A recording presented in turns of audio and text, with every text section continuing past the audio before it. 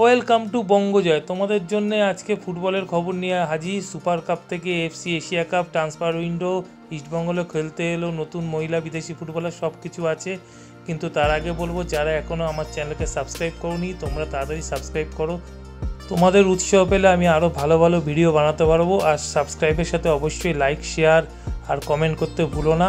প্রথমে আসি সুপার কাপের খবরে। আজকে সুপার কাপে উড়িষ্যা এফসি মুখোমুখি হয়েছিল মুম্বাই সিটি এফসির, এবং এই ম্যাচে মরিসিওর পেনাল্টি থেকে একমাত্র গোলে মুম্বাই সিটি এফসিকে হারায়। কিন্তু এই ম্যাচে চারিদিকে আমরা নজর দেবো সেটি হলো জঘন্য রেফারিং।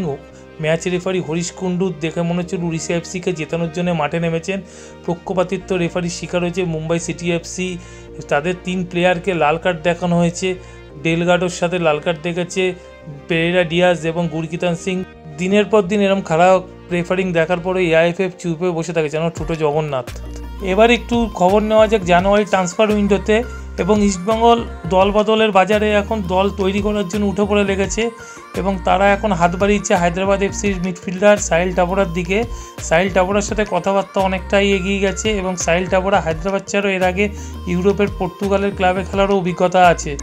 নিখিল পূজারির সাথে সাহিল টাবোরাকে যদি ইস্টবেঙ্গল সই করাতে পারে, নিঃসন্দেহে ইস্টবেঙ্গল দল অনেক শক্তিশালী হয়ে যাবে, এবং আইএসএলে তারা অন্যতম দাবিদারে উঠবে আইএসএল খেতাব জেতার জন্য, এটা নিঃসন্দেহে বলা যেতে পারে।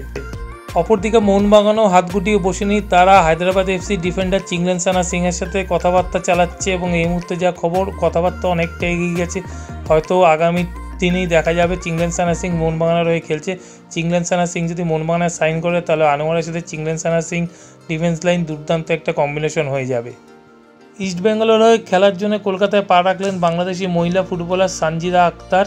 সানজিদা আক্তার হলেন ইস্টবেঙ্গল ইতিহাসে প্রথম মহিলা বিদেশি ফুটবলার। সানজিদা আক্তার আগামী দিনে ইস্টবেঙ্গল দলের হয়ে ইন্ডিয়ান উমেন্স ফুটবল লিগে খেলতে দেখা যাবে। এবার একটু এএফসি এশিয়া কাপের খবরে যাব। তোমরা দেখেছো ভারত এএফসি এশিয়া কাপের জঘন্য পারফরমেন্স করেছে। 3টি ম্যাচে হেরেছে, একটিও গোল করতে পারেনি, 6টা গোল খেয়েছে। তো ভারত যাদেরকে নিজেদের সমতুল্যভাবে, সেই মালয়েশিয়া, থাইল্যান্ড বা যেসব দল আছে বাহারিন, তারা কিন্তু অনেক এগিয়ে গেছে। যেমন মালয়েশিয়া বিশ্বকাপ খেলার দল সাউথ কোরিয়ার সাথে 3-3 গোলে ড্র করেছে। অপর একটি ম্যাচে জর্ডান 0-1 গোলে হেরে গেছে বাহারিনের কাছে। এবং সৌদি আরব এবং থাইল্যান্ডের ম্যাচ গোললেস ড্র হচ্ছে। যেই থাইল্যান্ডকে গত বছর ভারত 4-1 গোলে হারিয়েছিল, সেই থাইল্যান্ড গতবারের মতন এবারেও নকআউট পর্বে চলে গেছে। কিন্তু ভারত ফুটবলে 1 ইঞ্চিও এগাতে পারেনি। তো যাই হোক, আজকে এই পর্যন্তই ফুটবলের খবর ছিল। আবার তোমাদের সাথে দেখা হবে আগামীকাল নতুন ফুটবলের খবর নিয়ে।